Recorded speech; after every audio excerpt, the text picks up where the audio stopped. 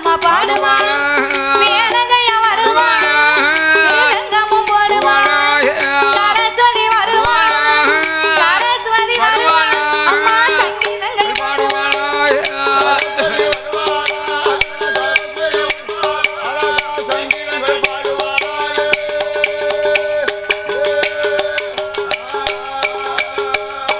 அப்பேர்வட்ட இறைவன் வாழும் அந்த கைலாச வாசலில் ஆண்டவனாகிய சாட்சாதி சிவபெருமானோடு யானை தோல் போர்வையும் புலித்தோல் ஆசனங்களோடு சக்தியோடு ஆண்டவன் கையிலே கொலுவிருந்து வருகின்றார். அப்படி கொலுவிருக்கும் இறைவனாகிய சிவபெருமான் 714 உலகத்தையும் இறைவன் படைத்து 224 பூனங்களையும் ஆண்டவன் படைத்தார்.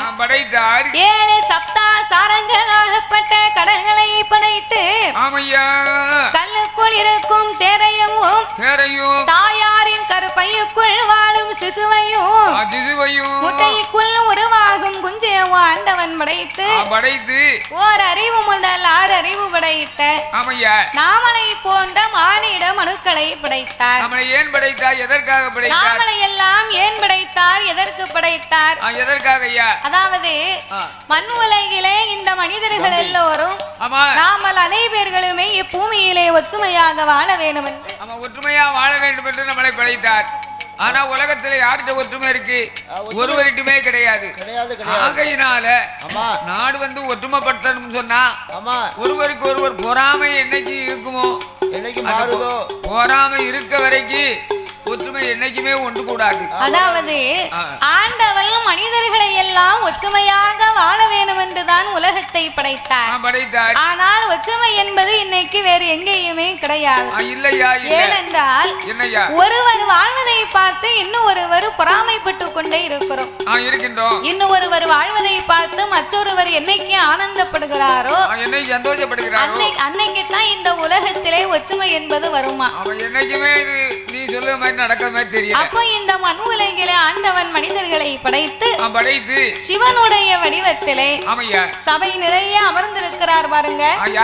நாமலை பெற்று எடுத்த தந்தையை படைத்தார். அம்மா சிவசக்தி இருக்காளே, இந்த பேச்சு அம்மா பிரம்மசக்தி, இந்த அம்மாளுடைய வடிவத்திலே சபை நிறைய அமர்ந்திருக்கிறார் பாருங்க. நாமலை 10 மாதம் சுமந்து பெற்று எடுத்த தாய்மார்களை படைத்து சிவன் வடிவத்திலே ஆண்களையும் சிவசக்தியின் வடிவத்திலே பெண்களையும் படைத்தார். தாய்மார்கள் எல்லாமே பெண்களை எப்போதும் சாதாரணமா நினைக்க கூடாது. பெண்கள் எல்லாம் எப்போதுமே சக்தியினுடைய அவதாரம். அதனால இந்த இறைவனாகப்பட்ட சிவபெருமான் படைத்ததோரு மனுக்களுக்கெல்லாம் ஆண்டவன் 6 அறிவை கொடுத்தார், 9 தத்துவத்தை படைத்தார். மனிதர்களுக்கெல்லாம் ஆண்டவன் 3 ஆசைகளை கொடுத்தார். 3 ஆசை. என்ன ஆசை எல்லாம்? 3 ஆசைனா என்ன ஆசை தெரியுமா? என்ன ஆசையா? மண்ணாசை, பொன்னாசை, பெண்ணாசை. மண்ணாசை, பொன்னாசை, பெண்ணாசை. இந்த 3 ஆசைகளையுமே முக்கண்ண நாமனுக்கு கொடுத்து என்சான் உடம்பை கொடுத்தார். ஒரே ஒரு சான் மட்டும் இந்த வயத்தை கொடுத்திருக்காரு. இந்த வயத்தை கொடுத்ததுதான் பெரிய தப்பு. எனக்கெல்லாம் ரொம்ப வருத்தம். 8 சான் வயிறு கொடுத்திருந்தாருன்னு சொன்னா இன்னும் ஒரு 10 தோசையை சாப்பிட்டுருப்பேனே. 8 சான் வயத்தை கொடுத்திருந்தா இன்னும் 10 தோசையை சாப்பிட்டுருப்பியா? ஒரு சான் கொடுக்க போயிட்டானே, ஒரு 6 தோசையோட நிப்பாட்டிட்டேன். அதாவது கொஞ்சம் மன வருத்தம். ஆண்டவன் ஒரு சான் வயத்தை கொடுத்ததுக்கே நம்மளாம் உலகத்துல என்ன பாடுபடுதோ அது ஏன் கேட்க? இரவன்னும் பாராம பகலன்னும் பாராம முழிப்பனும் பார்க்காம சனிக்கிழமையா இருந்தாலும் ஞாயிற்றுக்கிழமையா இருந்தாலும் ஊரு விட்டு ஊரு, நாடு விட்டு நாடு, மாவட்டம் விட்டு மாவட்டம் எந்த ஊருக்கு கூப்பிட்டாலும் நம்ம வேலைக்கு போறோம். எல்லாம் எதுக்கு? ஒரு சாப்பாட்டுக்கு தான் இந்த பாடு. அப்ப ஒரு சான வயத்தை கொடுத்ததுக்கே நம்மளாம் இந்த பாடுபட்டோம்னா ஆண்டவே உடம்பெல்லாம் நமக்கு வயத்தை கொடுத்தா நமக்கு என்ன பாடு? இந்த உலகமே தாங்காது. அதுக்குத்தான் மனிதர்களை இப்படித்தான் படைக்கணும்னு ஆண்டவே சரியா படைத்திருக்கிறார். ஆண்டவன் விவரமா தான் படைச்சிருக்காரு. அப்போ படைத்த உலகத்திலே மரம், செடி, கொடி, பயிர், புல் போன்ற இலை தாவரங்களோடு ஆடு, மாடு, கண்டுகாடைகள் அதனையும் படைத்து எறும்பு, யானை முதல் என்ன உண்ணாத மனுக்கள் 84 லட்சம்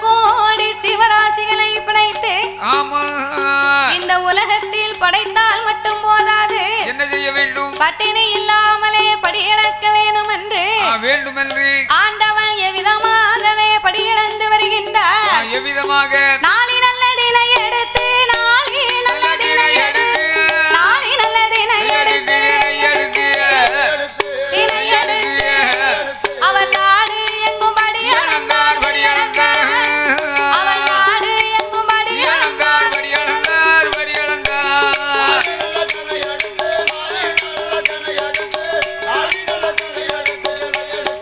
ஆமையா ஓடையா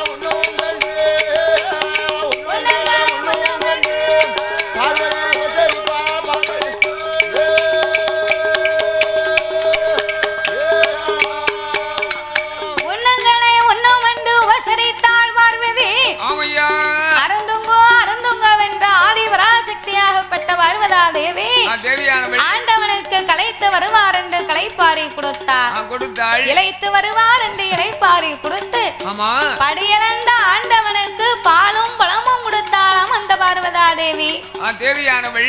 பொண்டாட்டி ஏன் உன் வீட்டுக்காரம்மா சரியில்லையா? என் வீட்டுக்காரிய பத்தி இப்ப நினைக்க கூடாது. ஏன் தாத்தா? நான் வில்லுப்பாட்டு படிச்சுட்டு வீட்டுக்கு போகும்போது என் பொண்டாட்டி வாசல்ல சட்டாப்பையோட நிக்கா. ஆச்சி சட்டாப்பையோட நிக்கான்னா அவ ஏன் அப்படி நிக்கா தெரியுமா? எதுக்கு? நீ வில்லுப்பாட்டு படிச்சு வீட்டுக்கு போனேன்னு வையே, என்ன நான் கொடுத்த ரூபாய கொண்டு போய் செலவு பண்ணாம ஆச்சி கையில கொண்டு போய் கொடுக்கணும். மொத்தமா கொடுக்கணும். நீ ஆச்சி கையில கொடுத்த உடனே என்ன செய்வா? ஆச்சி ரூபாய வாங்குவா. கையில வச்சிருக்கா பாரு சட்டாப்பைய கொண்டு நல்ல உனக்கு 2 தோசையை சுட்டு கொடுப்பா. ரூபாய கொடுத்தேனா மொத்தமா கொடுத்தோம்னா ரூபாய மட்டும் கொடுக்கலன்னு வையே, சட்டாப்பைய திருப்பி அடுப்புல காய வச்சு செவட்லே 2 பூசையை கொடுப்பா. அப்படித்தான் எங்க வீட்டுல நடக்கும். அதுக்கு தான் இந்த சட்டாப்பை. இந்த சட்டாப்பைய பார்த்த உடனே நீ கொடுக்க ரூபாயை கொண்டு மொத்தமா கையில கொடுத்துருவேன். கையில கொடுத்த உடனே ரூபாய் வாங்கிட்டு லேசா பல்ல காட்டுவாளா? ஆமா. நீ சாப்பாடை சாப்பிடும்போது உனக்கு எப்படி இருக்கு? சாப்பிடும்போது நல்லா தான் இருக்கு. அவங்கள சொல்ல குறை கிடையாது. ஆனா பிறந்த ஆம்பளை வந்து ஆடி ஓடி வேலை பார்த்து பெண்ணாக பிறந்த கையில கொண்டு கட்டிய மனைவி கையில இருந்து ரூபாய் கொடுத்தாதான் அவ வரவு செலவு பாப்பா. அதை விட்டு நம்ம 500 ரூபாய்க்கு வேலை பார்த்தோம்னா சரி 1000 ரூபாய்க்கு குடிச்சிட்டு போனா பாவம் அவ என்ன செய்வா? மணலிய தும்பா. கட்டிய கணவன் வந்து மனைவிக்கு குழந்தைகளுக்காக பாடுபட்டு கொடுத்தா அந்த அம்மா பாடுபட்டதை உங்களுக்கு பழுது பார்த்து சாப்பாடு பொங்கி வைப்பா. நீ பாடுபட்டேன்னா அவ உனக்கு ஏற்பாடு பண்ணுவா. சாப்பாடு ஏற்பாடு பண்ணுவா. இல்லேன்னு வச்சுக்க நீங்க எல்லாரும் பட்னியா தான் இருக்கணும். பெண்ணா பிறந்தா நமக்கு வாக்கப்பட்டு வரக்கூடிய பொம்பளை வந்து நல்லா சாப்பிடணும், போன இடத்துல நல்லா சந்தோஷமா இருக்கணும், சரி நல்லா ஜாலியா என்ஜாய் பண்ணணும்னு தான் வருவா. நீ கோட்டை அடிச்சு குப்புறப்படுத்துச்சுன்னா பாவம் அவ என்ன செய்வா? கோட்டை அடிச்சு குப்புறப்படுத்தா இவர் கல்யாணமே முடிக்க கூடாது. பாத்துக்கோ, மனுஷன் கல்யாணம் முடிக்காம இருக்க வேண்டியதானே? கல்யாணம் முடிக்காம ஒரு குப்புறப்படுத்தாலும் சரி யாரும் கேட்க மாட்டாங்க. அல்லாக்கப்படுத்தாலும் யாரும் கேட்க மாட்டாங்க. ஆனா அப்படி இல்ல, இன்னைக்கு உலகத்துல அப்படி இல்ல. பார்வதி பகவானுக்கு வந்து பாத பூஜை முடித்தால் பணிவிடைகள் செய்தாள். அப்படி இறைவனாகிய சிவபெருமானுக்கு பாத பூஜை முடித்தால் அவள் பணிவிடைகளை செய்தாள். களைப்பாரி இளைப்பாரி கைலாசத்திலே குலவிருந்து வருகிறார்கள். மறுநாள் பொழுது விடிந்த உடனே ஆண்டவன் மறுபடியும் உலகமெல்லாம் படியிழக்கவே பயண வைத்தார். ஆண்டவன் பகவானுக்கு என்னைக்குமே அதான வேலை. பகவானுக்கு படியிழக்கக்கூடிய வேலை தானே. அப்ப இந்த ஆண்டவன் மறுபடியும் படியிழக்க பயணமான உடனே சரி பார்வதி சிவபெருமானை பார்த்தாள். ஆண்டவனுக்கு என்னைக்குமே நம்ம தான படியரிசி எடுத்து கொடுக்கும். இவரும் படி அளந்து விட்டு கைலாசத்துக்கு வந்து கொண்டிருக்கிறார். ஆனா வரும்போது ஒரு அரிசி கூட மிச்சம் இல்லாம தானே இந்த ஆண்டவன் படி இழக்கார். அப்படி என்ன இந்த ஆண்டவன் படி இழந்திருக்க முடியும்? ஒருவேளை இவர் படி இழந்துட்டு வாராரா, இல்லை படைத்த மனுக்களை எல்லாம் பட்டினி போட்டு தான் வாராரா? பகவான் பட்னியா போட்டா அந்த பாவம் எல்லாம் யாரை சேரும்? அந்த பாவம் எல்லாம் யாரை சேரும்? நம்மள தானே சேரும். ஏன்னா நம்ம கையால தானே படியரிசி எடுத்து கொடுக்கிறோம். அதனால இவரோடு சென்று இவர் படியளப்பை இன்னைக்கு நாமல் பார்த்து வர வேண்டும். என்ற ஆதிபராசக்தி சத்தியானவள் ஆண்டவன் சிவபெருமானை அழைத்து ஆண்டவனே பகவானே பகவானே ஆண்டவனே பகவானே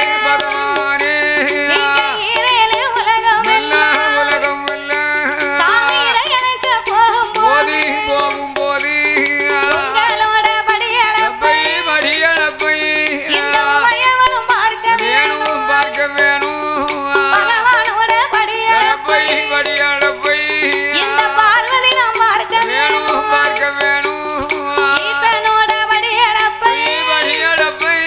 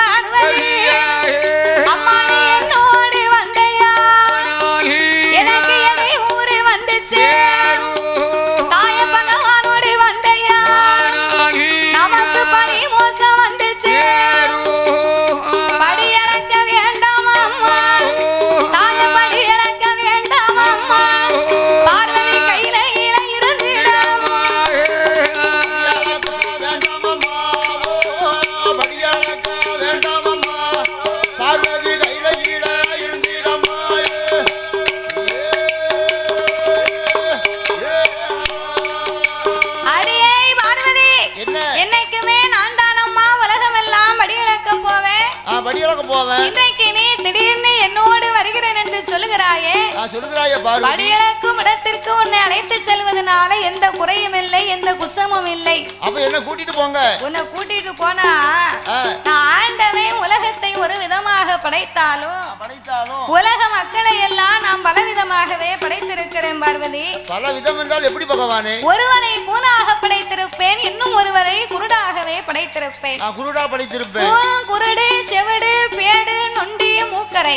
நொண்டி, மூக்கரை. குழந்தை உள்ளவர்கள், குழந்தையை இல்லாத பேர்கள். ஒரு ஆளுக்கு உலகத்திலே இல்லாத பெரிய ஒரு வசதியை கொடுத்திருப்பேன். ஆனால் அங்குதான் ஒரு குழந்தை செல்வம் இருக்காது. இன்னும் ஒருவருக்கு குடிப்பதற்கு கூட உப்பில்லாத கூழ் இருக்காது. அவங்களுக்கு நான் ஒரு கோட்டை பொட்ட புள்ள கொடுத்திருப்பேன். ஒரு கோட்டனா எம்பிட்டு? 21. அடேப்பா 21 பிள்ளை. அந்த காலம் வந்து இப்ப இருக்க மாதிரி 1 2 எல்லாம் கிடையாது. அப்ப கிடையாது. 5 6 8 10 15 20 21 பிள்ளை வரைக்கும் பெற்று எடுத்தாங்களாம். பெற்று எடுத்தார்கள். 21 பெண் குழந்தைனா ஏன் தெரியுமா? எதுக்கு? இது ஆம்பளை பிள்ளையா இருக்காதா? அடுத்து ஆம்பளை பிள்ளை இருக்காதா? இதுக்கு அடுத்தானது ஒரு ஆம்பளை பிள்ளை இருக்காதா? இருக்காதா? அப்படின்னு எதிர்பார்த்து 21 பிள்ளை வரைக்கும் பெற்று எடுத்தாங்க. அந்த காலம் அப்படி பெற்று எடுத்திருக்காங்க. சரிதானே? இந்த மாதிரி அப்ப வந்து ஆஸ்பத்திரி கிடையாது, இந்த மாதிரி வந்து மருத்துவம் கிடையாது, குடும்ப கட்டுப்பாடு கிடையாது. ஆண்டவன் கொடுக்காமன்னு அதை கட்டுப்படுத்த தெரியாம 24 பிள்ளை 25 பிள்ளை பெற்றிருக்காங்க. ஆனா இப்பவும் அப்படி குழந்தை பெற்று எடுப்பாங்க. ஆனா இப்ப கட்டுப்பாடு ஏகப்பட்டு வந்துட்டு அது ஒரு பக்கம் இருந்தாலும் 25 பிள்ளை 23 பிள்ளை பெற்று வளர்க்க முடியாது. இப்போ இருக்கக்கூடிய பொருளாதாரத்துக்கும் இருக்கக்கூடிய விலைக்கு ஒரு பிள்ளையை வளர்த்து ஆளாக்குவதே பெரிய காரியம், பெரிய கஷ்டம். அதனால இந்த ஆண்டவனாகிய பகவான் நான் உலகத்திலே இப்படியெல்லாம் பலவிதமாகவே படைத்திருப்பேன். நீ பெண்ணாக பிறந்தவள், ஏழை மனம் கொண்டவள். கூட வந்தேன்னு வையே, அவருக்கு என்ன ஆச்சு, இவருக்கு என்ன ஆச்சு, ஐயா ஏன் இப்படி இருக்காரு அப்படின்னு வாய வச்சுக்கிட்டு நீ சும்மா இருக்க மாட்டேன். கேள்விக்கு மேல கேள்வி கேட்ப. அதனால நீ கைலாசத்திலே அமர்ந்திரு பார்வதி, நான் ஆண்டவன் போய் படியிழந்து விட்டு திரும்பி வாரேன் என்று பார்வதியை அமர வைத்து விட்டு பார் உலகம் எல்லாம் பகவான் படி இழக்கவே பயணமானார். அப்பந்தான் இந்த பார்வதாதேவி மனசிலே நினைக்கிறார், என்ன நினைக்கா, இப்பேற்பட்ட ஆண்டவனை நாமல் சும்மா விடக்கூடாது, இவர் படி இழப்பையே பரிசோதித்து பார்க்க வேணுமே என்று அவள் யாரை வரவழைத்தார்? விஸ்வகர்மாவ வரவழைத்தார். அந்த விமலன் தேவி பார்வதி, எப்பா என் மகனே விஸ்வகர்மா, நீ என்னுடைய வார்த்தை அப்பா, நீ சித்திரமாய் சப்பு செய்து மகனை சிறப்புடனே கொண்டு வாப்பா.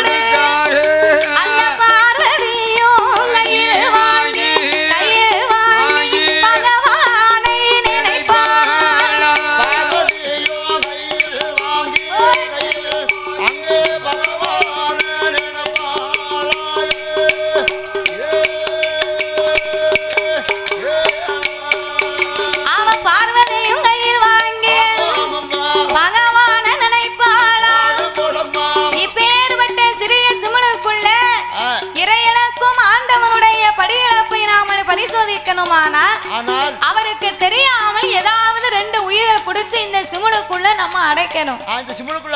சிவனுக்கு தெரியாமல் இந்த சிமுளுக்குள்ள அடைக்கணுமானா நம்ம எந்த உயிரை பிடித்தடைக்கலாம்? சிமுளுக்குள்ள அடைக்கணும்னா 2 யானையை பிடிச்சு அடைப்போமா? சின்ன சிமுளுக்குள்ள ஆணையை பிடிச்சு அடைக்க முடியுமா ஐயா? அப்ப சின்ன சிமுளா அப்ப பூனையை பிடிச்சு அடைப்போமா?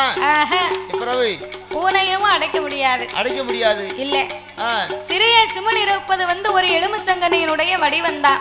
அந்த சைஸ்ல இருக்கு. அதுக்குள்ள ஆனையும் போகாது பூனையும் போகாது, சின்ன எலி கூட போகாது. எலி கூட போகாது. அப்ப இந்த சிறிய சிமிழுக்குள்ளே எதை பிடித்து அடைக்கலாம் என்று ஈஸ்வரியானவள் பார்க்கும்போது அந்த பார்வதி எதை பிடித்து அடைக்கிறாள் தெரியுமா? அவ அக்கம் பக்கம் பாப்பாள், அக்கம் பக்கம் பாப்பாள். ஆதி சக்தி பார்வதி அவ சிறு உயிராசி தெரும்பு, சிறு உயிராசி தெரும்பு பார்வதி சிமிழுக்குள்ள பிடித்து அடைத்தாள்.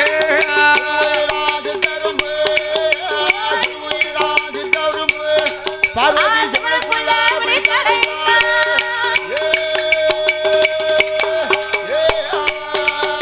அவ சிறு உயிராசி தெரும்பு சிமிழுக்குள்ளே பிடித்து அடைத்தாள். திருக்குறானே போட்டு போட்டாள், சீனி போட்டு முன்னாலையில் முடியுமா, எக்கடில சொருகுவாள். அவ எப்போ சிவா வருவாரென்று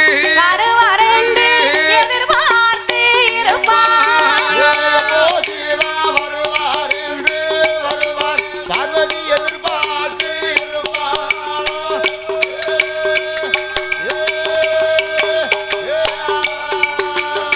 ஆனெரும்பையும் பெண்ணெரும்பையும் பிடித்தடைத்த பார்வதி சிவனுக்குள்ள போட்டா திருக்கோளானை பூட்டு போட்டு பூட்டி அத முந்தியில முடிஞ்சா பார்வதி இடுப்புல சொருகுனா. வரட்டு இன்னைக்கு இந்த ஆண்டவன் சிவனுக்கு தெரியாம சிவனுக்குள்ள பிடிச்சு இடுப்புல சொருகி வச்சிருக்கமே இந்த உயிருக்கு இவர் எப்படி படியளக்கான்னு இன்னைக்கு பாப்போம்.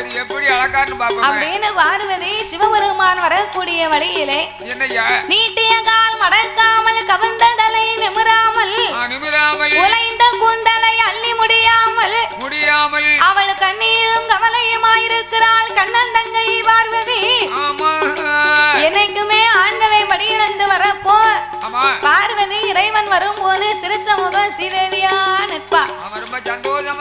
ஆனா அன்னைக்கு பார்வதி சிரிக்கல, ஏறிட்டு பார்க்கல, எதிர்த்து முழிக்கல, என்னன்னு கேட்கல. ஆண்டவே படியிழந்து பார்வதி வருவா வருவான்னு பார்த்தா இறைவன் எதிர்பார்த்த பார்வதி வரவில்லை. உடனே கைலைக்குள் வந்து பார்க்கும்போது பார்வதி மௌனமும் கவலையுமாகவே இருப்பதை கண்டு ஐயோ இப்பேற்பட்ட பார்வதி என்னாலும் இல்லாமல் இன்னைக்கு இப்படி ஒரு மௌனமாயிருக்காளே, இவளுக்கு என்ன ஆச்சு என்று பார்வதியவே அழைத்த ஆண்டவன் அவர் என்ன கேட்கிறார் தெரியுமா? ஏடி அம்மா பார்வதி என்னுடைய வார்த்தைகள் மௌனமாக இருப்பதன் வாயும் தங்கை பார்வதி கவலை கொண்டு பார்வதி என்ன மோசம் நடந்தும் உனக்கு நடந்தூரம்மா.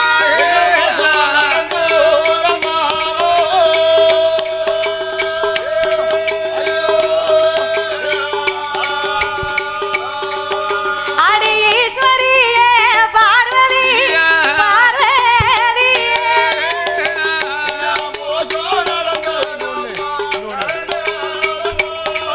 உனக்கு நடந்தூரம்மா.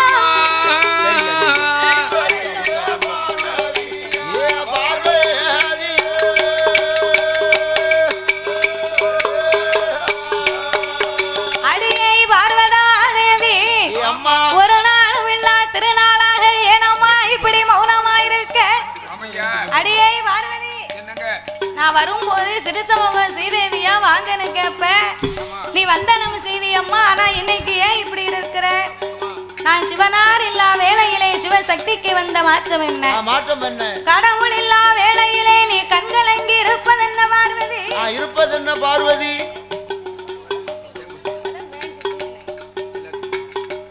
கடவுள் இல்லா வேளையிலே நீ கண்கலங்கி இருப்பதென்ன பார்வதி?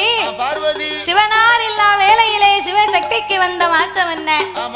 தேவர்கள் மூவர்கள் யாவரும் ஏதாவது சொன்னார்களா? இல்ல மூவர்கள் ஏதாவது உன்னை முணங்கினார்களா?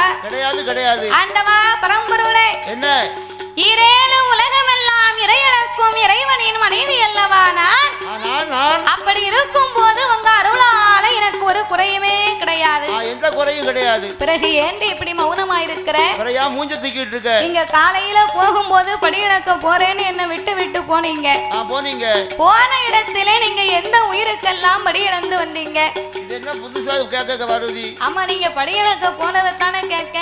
என்னால் படைக்கப்பட்ட அனைத்து உயிருக்கும் இந்த ஆண்டவன் படி இழந்து வந்தேன் பார்வதி. ஆமா பார்வதி, இந்த உலகத்திலே நான் படைத்தவனுக்கள் அத்தனைக்கும் கல்லுக்குள் இருக்கும் தேரைக்கும் கருப்பையுக்குள் வாழும் சிசுவுக்கும் முட்டைக்குள் உருவாகும் குஞ்சுக்கும் மாங்கொட்டைக்குள் இருக்கும் வண்டுக்கும் என் உயிரும் தப்பாமல் நான் இறையிழந்திருக்கிறேன் பார்வதி. அப்பேற்பட்ட என் மீது உனக்கு ஏண்டி இப்படி ஒரு சந்தேகம்? இந்த உலகத்திலே உருவத்தாலே ஒரு பாறை என்பது பெரியது. பெரிய பாறைக்குள்ள ஒரு சின்ன தேர தவக்க வளருதுன்னு சொன்னா அது யாருடைய மகிமை தெரியுமா? அது இந்த இறைவனுடைய செயல். பெரிய பாறைக்குள்ள இருக்கு,